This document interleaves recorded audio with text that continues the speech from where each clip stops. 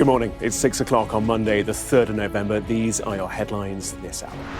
Police continue to question a 32-year-old man on suspicion of attempted murder over a mass stabbing on a London-bound train. Sky News speaks to the sole survivor of the Air India plane crash. He still struggles to talk about what unfolded that day. When did you first realise something was wrong? It's quite difficult to explain.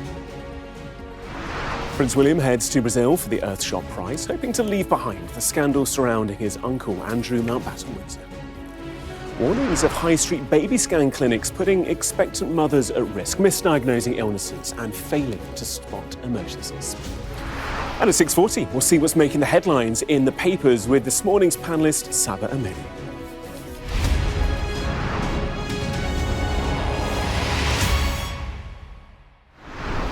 Very good morning to you. We begin with the tragic mass stabbing that unfolded on a London-bound train, with police urgently trying to work out the motive for the attack.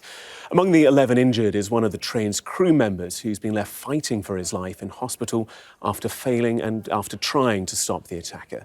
Police say he's a hero who undoubtedly saved lives. Our crime correspondent Martin Brunt has the latest. For the terrified passengers.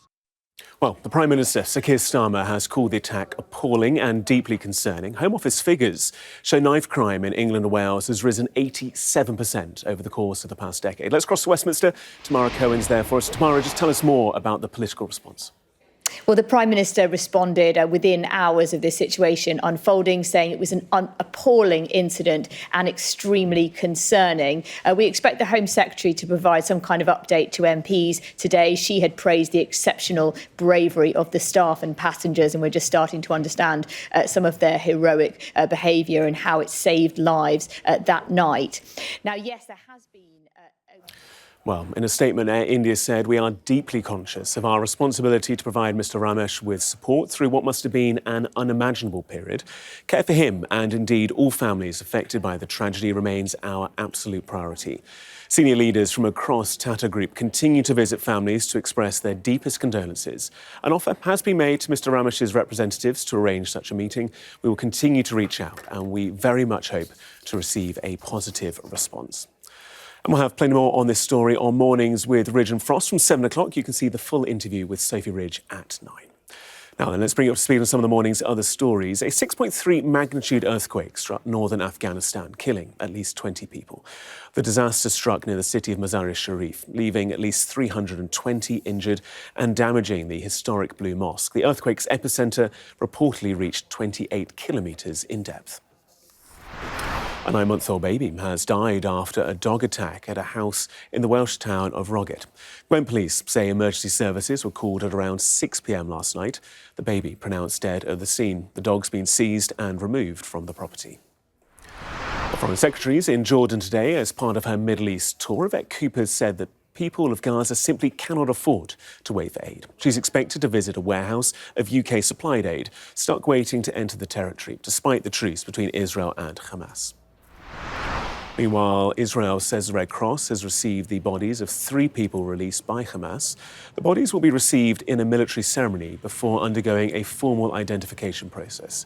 It comes after the IDF claimed the bodies of 3 people transferred yesterday did not match any of the missing hostages. The Rob Burrows Centre for Motor Neurone Disease will open its doors in Leeds today. The centre was the dream of the late rugby league star who died in June last year. It's the first purpose-built facility dedicated to M&D care, research and support.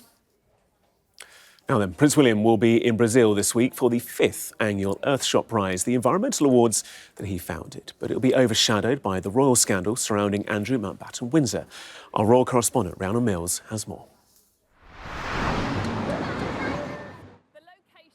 Well, do stay with us because on the first ever Mornings with Ridge and Frost, we'll bring you the full interview with Ambassador Stevens and, of course, plenty of analysis. That's coming up at 8:15. In the meantime, let's take you through the front pages this morning. A lot of the front pages carrying headlines on the train attack. Let's take a look at the front page of The Guardian. Heroic rail worker in the fight for life after tackling train knife attack, and that image of the emergency response to that train which stopped at Huntington over the weekend. Moving on to the Express, says police believe the man saved many lives by his brave actions. It's the story on the front page of The Telegraph as well, reporting how the attacker shouted, "The devil's not going to win," at people on the train. An image there, the drama, the horror etched on two of those survivors' faces. It's also on the front page of The Mirror as well, the main angle for the paper there too. The Mail, a similar front page headline to the attack, "The devil's not going to win," what knife man told terrified passengers as he stabbed 11 in train rampage. And this is The Sun's front page, reading "Devil on the 1825." The Star, meanwhile, has spoken to a passenger who says she was spared by the attacker during the rampage. And again, armed officers responding to that scene. Meanwhile, the Eye says as a result, police will now be patrolling trains on the East Coast Main Line and some major cities. A different story on the Metro. They lead with a warning from experts that some high street clinics are risking people when it comes to baby scams for pregnant women. They're saying they're unsafe, with illnesses reportedly being misdiagnosed. Meanwhile, the FT, the front page of the paper there, focusing on the rail stabbings, but also city executives worried that the national minimum wage is now getting close to starting salaries paid to graduates, which could impact how they hire staff in the future. Let's just show you a few more images from the mass stabbing on the train to King's Cross. It's still dominating the headlines, and this is some of the key footage of that emergency response. We know that among the 11 injured was one of the train's crew members left fighting for his life in hospital. Police say a hero who undoubtedly saved many lives. Tributes also being paid to the train driver who managed to stop this fast-speed train, divert it onto another track in collaboration with controllers, and stop at Huntington, a station it wasn't supposed to stop at, but it allowed the emergency services and police to respond to the first calls within 10 to 15 or so minutes. We'll have plenty more on that story in the coming days, plenty more on the Sky News website and app. And do stay with us, because at 6:40 we'll have the news review to delve into more of the papers this morning, joined by Saba Ahmedi. Time for a quick look at the weather, shall we? Fairly mild, windy and largely overcast this morning. Outbreaks of rain, quite heavy in some places. The morning will stay mostly cloudy, central, southern and eastern England relatively dry, sunny spells developing. Northeastern Scotland should brighten up as the day goes on. It'll be quite warm generally, but very windy, particularly on the western coast. The afternoon staying mild, the winds easing, the rain will hit the northwest later on. Temperatures starting the day 8 degrees, 10 degrees in the far southwest. Still to come here on Mornings, why expectant mothers are being warned about some high street baby scan clinics. The details in 3 minutes' time. 6:22 on a Monday morning. Warnings now that some high street clinics are providing dangerous scans to pregnant women, misdiagnosing illnesses in babies and failing to spot medical emergencies. Let's bring in our correspondent Amelia Harper. And Amelia, this is people when they're most vulnerable. This is a shocking statistic. It's 6:27 on a Monday morning. Very warm welcome back. This is Mornings on Sky News. These are your headlines this hour. Police are still working to find out the motive behind Saturday's mass stabbing on a London-bound train, as a rail worker has been left fighting for his life after attempting to stop the attacker. We hear from someone who was on board as things unfolded. Everyone's running. A guy next to me is holding his arm covered in blood. Sky News has spoken to the sole survivor of the Air India crash. The plane went down just over 30 seconds after takeoff, killing 241 people on board. Sitting in seat 11A, Vishwash Kumar Ramesh miraculously survived. When did you first realise something was wrong? It's quite difficult to explain. Donald Trump says he feels badly for the royal family after the king stripped his brother Andrew of his title as prince. The former Duke of York is facing growing scrutiny over his links to the convicted paedophile Jeffrey Epstein. He denies wrongdoing. A 6.3 magnitude earthquake has struck northern Afghanistan, killing at least 10 people and injuring more than 260. The earthquake's epicenter reportedly reached 28 kilometres in depth. And there are warnings some high street clinics are putting expectant mothers at risk by allowing unqualified non-specialists to carry out baby scans. There are reports of illnesses being misdiagnosed and medical emergencies missed. Time to bring you more on our top story. Police urgently trying to work out the motive.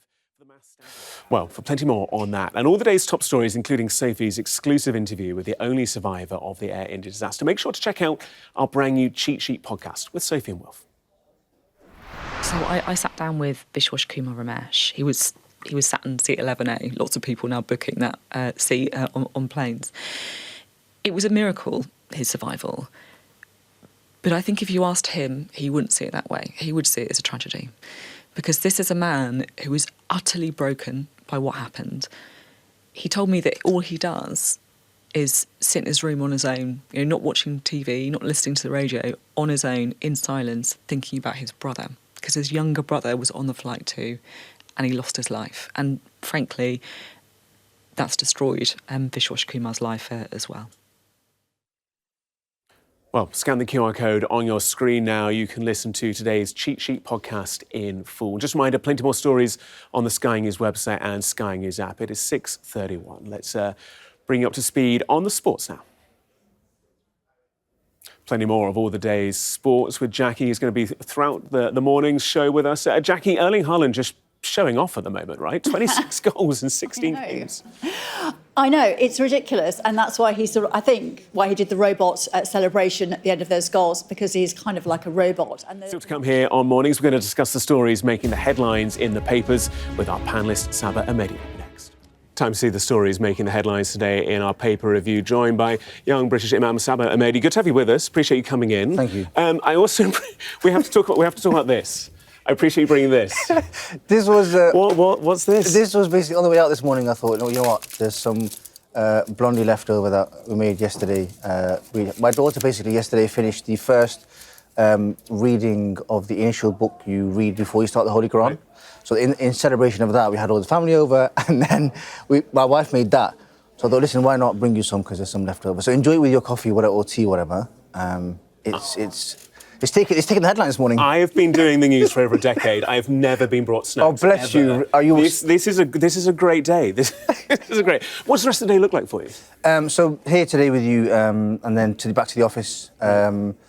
My role as an imam is to reach out to the media, reach out to journalists, and do stuff like this. Talk about my opinion and my take on life, and show what life is like as a young British imam.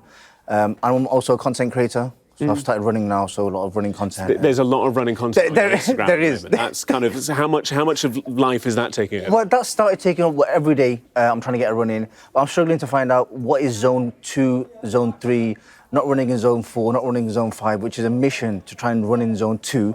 But it is what it is. But the struggle is real. And when we say zone 2, we don't mean TFL, we mean heart rate. No, we don't. Yeah, we mean heart rate, and I think it's easier said than done trying to run in zone 2. But yeah, we can but try. We can but try. And plenty more on your Instagram? Yes, there's loads on there. Yeah.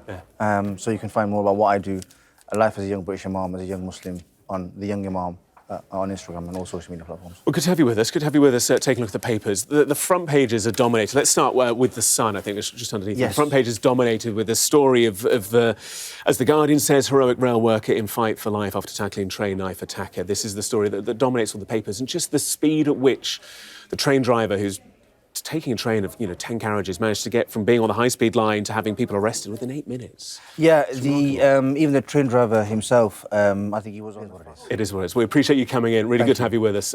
Plenty more on all those papers on the Sky News website and the Sky News app. I'm Gareth Barlow with you again at 10 o'clock later this morning. Until then, it's all new mornings here on Sky News with Ridge and Frost. Do stay with us in 2 minutes' time.